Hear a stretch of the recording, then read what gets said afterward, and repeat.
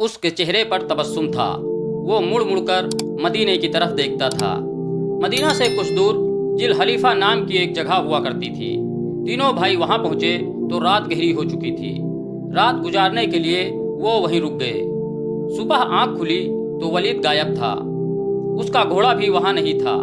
خالد اور حسام سوچ سوچ کر اس نتیجے پر پہنچے کہ ولید واپس مدینے چلا گیا ہے۔ انہوں نے دیکھا تھا کہ اس پر کوئی اثر تھا۔ یہ اثر مسلمانوں کا ہی ہو سکتا تھا۔ دونوں بھائی مکہ آ گئے۔ چند دنوں بعد انہیں مدینہ سے ولید کا زبانی پیغام ملا کہ اس نے محمد صلی اللہ علیہ وسلم کو خدا کا سچا رسول تسلیم کر لیا ہے، اور وہ آپ کی شخصیت اور باتوں سے اتنا متاثر ہوا ہے کہ اس نے اسلام قبول کر لیا ہے۔ مورخ لکھتے ہیں کہ ولید بن ولید رسول اکرم صلی اللہ علیہ وسلم کے منظور نظر رہے، اور انہوں نے مذہب میں بھی اور کفار کے ساتھ معرکہ آرائی میں بھی نام پیدا کیا۔ خالد کو اس وقت بہت غصہ آیا تھا۔ ایک تو اس کا بھائی گیا، دوسرے 4000 درہم گئے۔ چونکہ قریش اور مسلمانوں کے درمیان خونی دشمنی پیدا ہو چکی تھی، اس لیے مسلمانوں نے یہ رقم واپس نہ کی۔ رقم واپس نہ کرنے کی دوسری وجہ یہ تھی کہ ولید نے رسول کریم کو بتا دیا تھا کہ قریش مسلمانوں کے خلاف فیصلہ کن جنگ کی تیاری کر رہے ہیں، اور اس کے لیے بے انداز درہم و دینار اکٹھے کیے جا چکے ہیں۔ خالد مدینے کی طرف چلا جا رہا تھا۔ اسے افق سے ایک کوہان سی ابھری ہوئی نظر آنے لگی۔ خالد جانتا تھا یہ کیا ہے۔ یہ احد کی پہاڑی تھی جو مدینہ سے 4 میل شمال میں ہے۔ اس وقت خالد ریت کی بڑی لمبی اور کچھ اونچی ٹیکری پر چلا جا رہا تھا۔ احد احد! خالد کے ہونٹوں سے سرگوشی نکلی اور اسے اپنی للکار سنائی دینے لگی، میں ابو سلیمان ہوں۔ اس کے ساتھ ہی اسے خونریز جنگ کا شور و گل اور سینکڑوں گھوڑوں کے ٹاپ اور تلواریں ٹکرانے کی آوازیں سنائی دینے لگیں۔ خالد یہ جنگ لڑنے کے لیے بیتاب تھا، اور اس نے یہ جنگ لڑی۔ خالد کا ذہن پیچھے ہی ہٹتا گیا۔ 4 ہی سال پہلے کا واقعہ تھا۔ مارچ 625 عیسوی سوال 3 ہجری کے مہینے میں قریش نے میدان پر حملہ کرنے کے لیے جو لشکر تیار کیا تھا وہ مکہ میں اکٹھا ہو چکا تھا۔ اس کی کل تعداد 3000 تھی۔ اس میں 700 افراد نے جرح پہن رکھی تھی۔ گھڑ سوار 200 کے لگ بھگ تھے، اور رسد اور سامان جنگ 3000 اونٹوں پر لدا ہوا تھا۔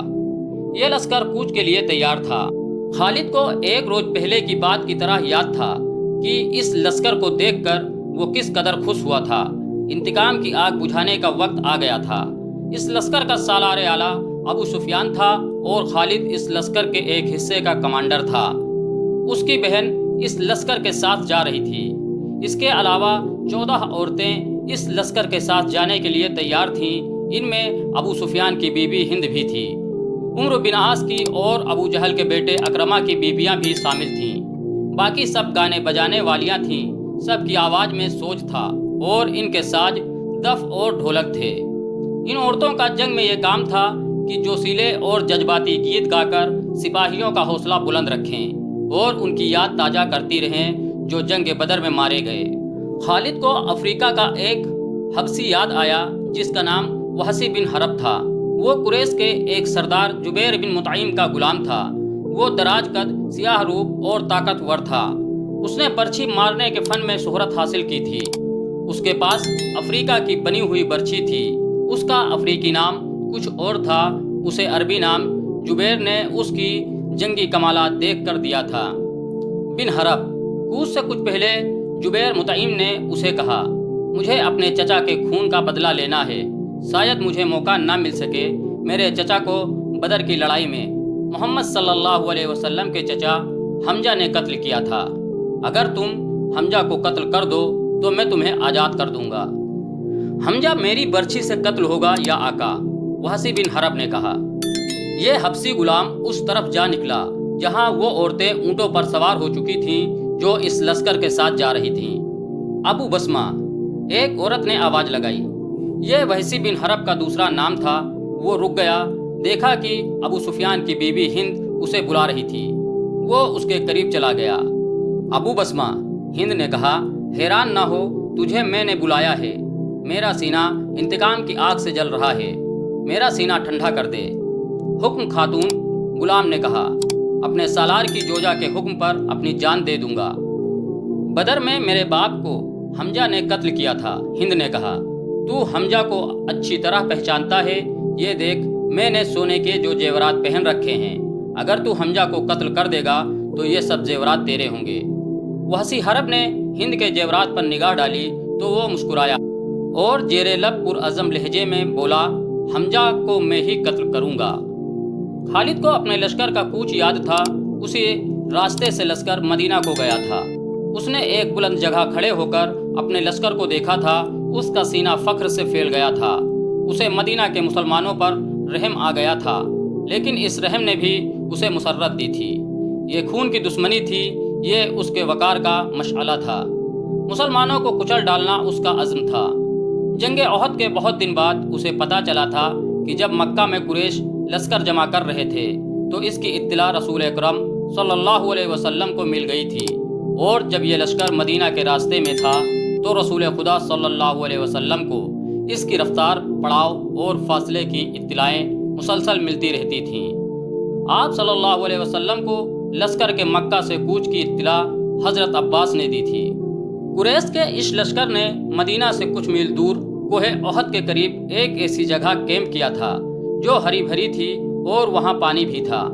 خالد کو معلوم نہ تھا کہ مسلمانوں کے 2 جاسوس اس لشکر کی پوری تعداد دیکھ آئے ہیں اور رسول کریم صلی اللہ علیہ وسلم کو بتا چکے ہیں۔ 21 مارچ 625 عیسوی کے روز رسول کریم صلی اللہ علیہ وسلم نے اپنی فوج کو کوچ کا حکم دیا اور سیکھین نام کی ایک پہاڑی کے دامن میں خیمہ جن ہوئے۔ آپ صلی اللہ علیہ وسلم کے ساتھ 1000 پیادے مجاہدین تھے، جن میں 100 نے سروں پر جرح پہن رکھی تھی۔ مجاہدین کے پاس صرف 2 گھوڑے تھے، جن میں سے ایک رسول کریم صلی اللہ علیہ وسلم کے پاس تھا۔ اس موقع پر مسلمانوں کے نفاق کا پہلا خطرناک مظاہرہ ہوا، جو غداری کے مترادف تھا۔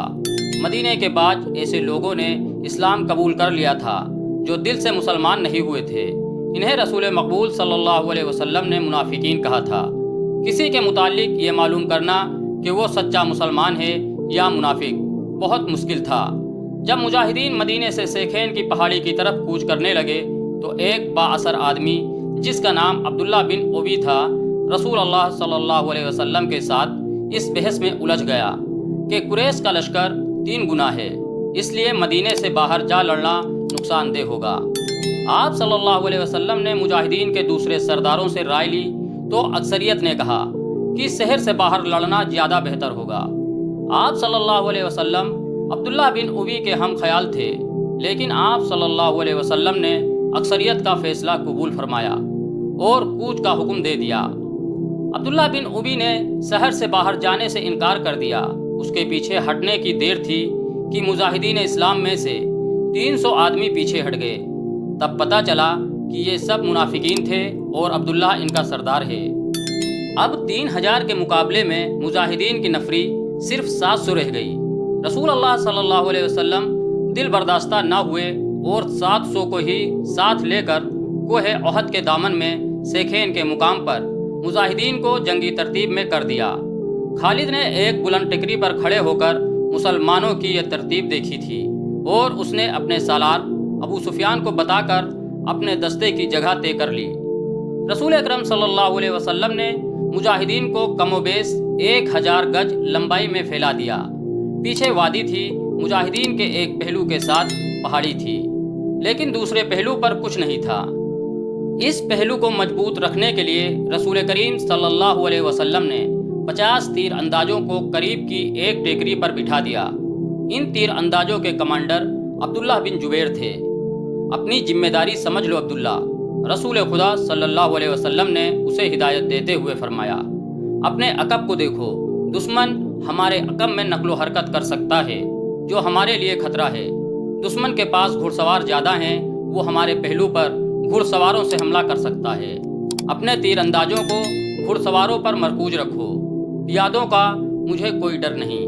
تقریباً تمام مستند مورخین، جن میں ابن حسام اور واقدی خاص طور پر قابل ذکر ہیں، لکھتے ہیں کہ رسول کریم صلی اللہ علیہ وسلم نے عبداللہ بن جبیر کو واضح الفاظ میں کہا تھا، ہمارا عقب تمہاری بیداری اور تمہاری مستعدی سے محفوظ رہے گا۔ تمہاری ذرا سی کوتاہی بھی ہمیں بڑی جلت آمیز شکست دے سکتی ہے۔ یاد رکھو عبداللہ، اگر تم دشمن کو بھاگتے ہوئے اور ہمیں فتح یاب ہوتے ہوئے بھی دیکھ لو تو بھی اس جگہ سے نہ ہلنا۔